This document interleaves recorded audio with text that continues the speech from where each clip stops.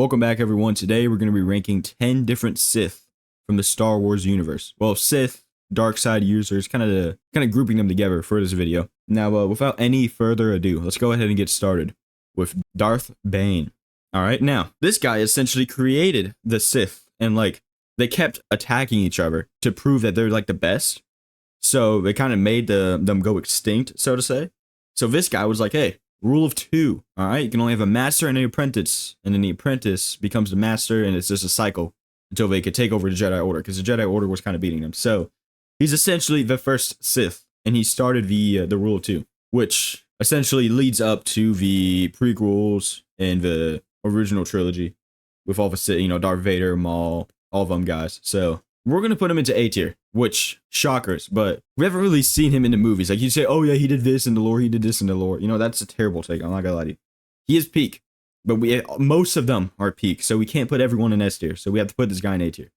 It's not going in A tier? Darth Vader, alright? This guy, literally top 10 of villains of all time, top 5 villains of all time, even top 3 villains of all time. Like a Mount Rushmore of villains, this guy is always on it, dude. And the fact that he used to be Anakin Skywalker, and then, he didn't get that high ground, so legs got snipped, and he got burned alive. Roast barbecue.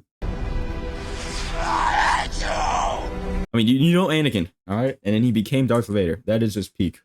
I mean, it's literally like one of the icons of Star Wars, dude. So, I mean, there's literally no place we have to put him in S tier. That's how goated he is.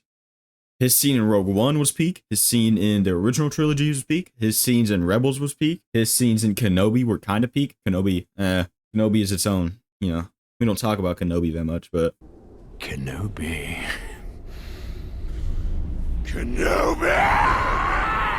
It's literally peak villain, so S tier is where he's gonna go.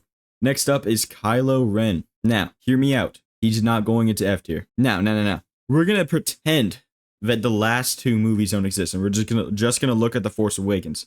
He was low-key, kind of interesting, kind of cool. I mean, he stopped the blaster bolt. He got shot with the blaster bolt, and he stopped it with the Force, which was kind of cool. And then he was just chasing down with no lightsaber, no nothing. That was just pure aura. And then he just with the helmet on, low-key is pretty cool. I'll put him into B tier.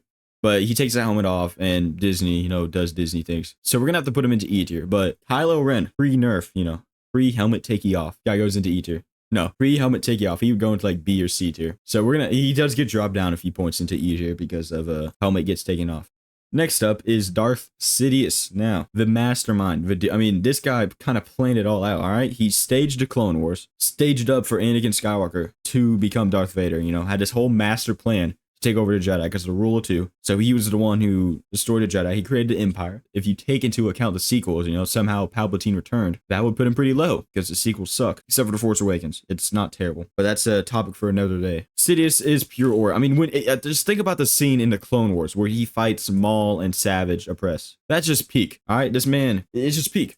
Sidious has to go into S tier. I can't lie to you. I want to put him lower because he did get thrown off a balcony by a giant robot guy. I feel like if you're the Grand Master of the Sith, you would kind of sense that, oh hey, Darth Vader, he's kind of playing something in the Force. But then again, movie plot reasons, still a peak movie, and he should have stayed dead. So, but we're gonna put him in S tier. Moving on is Darth Maul. Now, absolute peak, all right? If you're doing Phantom Menace only, this guy would go in with Kylo Ren. However, Clone Wars, Solo, if anyone remembers that, does anyone know? Because at the end of Solo, right, he appeared, and he what happened to that? Was there, can someone explain what that meant to the story and stuff?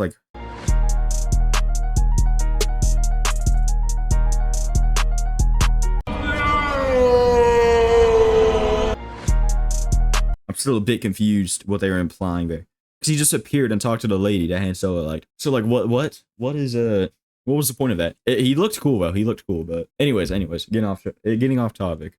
Clone Wars was peak. All right, he knew Sidious's plan, and he tried to warn. He wanted to bring out Anakin to kill him. He wanted to kill the Chosen One to ruin Sidious's plan. That's just peak. Because essentially, the story of Maul, we're going to do a little recap of Maul. That's how peak he is. Essentially, he fought Obi-Wan and Qui-Gon Jinn, and then he got his legs snipped. He got thrown down. He was thrown on some trash planet, got spider legs, all that. Savage, Opress. He made him his apprentice, and he found Sidious and was like, hey, let me be your, I survived, let me be your apprentice. And Sidious was like, nah. He said rule of 2. Maybe play the clip a little. Play a little bit of clip. Make sure I don't get copyright struck though, editor. Pretty please. But of course, he's kind of left there. And then in the end of Clone Wars, he kind of orchestrated to meet, like, not meet, but like have Darth Vader. He got the Darksaber. He essentially ruled Mandalore, all that jazz. There's so much lore. This guy is insane. The lore, the writing they did for this character that was on screen for like 5 minutes is insane. I mean, they turned essentially a nobody and gave him so much lore. It's insane. But continuing with the little lore drop, you know. He's on Mandalore. He lured out. He wanted to get Anakin and Obi-Wan, but then the Battle of Coruscant happened. So when Ahsoka came, and essentially Order 66, all that jazz, he escaped. And then in Rebels, that was pretty cool. In Rebels, he appeared and he fought off like Inquisitors and stuff. And I'm pretty sure I'm pretty sure he was even scared of Darth Vader. He like sensed Vader was coming and he just dipped, which just proves the point that Darth Vader is S tier. But he met up with Kenobi and he fought Kenobi and then he died, you know, which is, I mean, he was just fueled by, that's how he survived falling down. Like, that's how he survived to get his spider legs and stuff, was this hatred for Kenobi, which is just insane. But anyways, that's enough yapping. We're going to put him into S here. Next up, we have Savage Opress. Now, this guy was essentially the apprentice and brother of Darth Maul. Now, he was, you know, aura farming a little, but he also kind of got packed up by Sidious really quick. So, I'm not gonna lie. We're gonna put him into B tier. I'm gonna do him justice and put him into B tier. Because he did get packed up, but he also, like, when he was on screen, he was peak. But then he got packed up by Sidious. And he doesn't have as crazy lore as, like... Actually, no, we're gonna have to move into C tier. I'm not gonna lie. Because he doesn't have as crazy lore as, like, Darth Bane or Darth Maul. He's leagues better than Kylo Ren, though.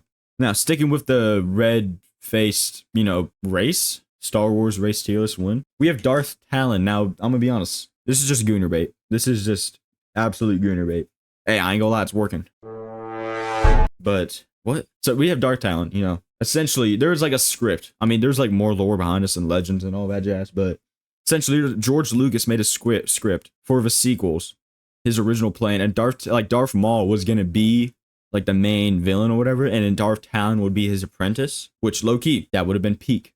Way better than what we got, but at the same time, Darth Talon is it's just essentially just a Twilight female version of Darth Maul, as far as I know. And it's also Gooner bait, but it's peak Gooner bait, so you know what? We're gonna keep it.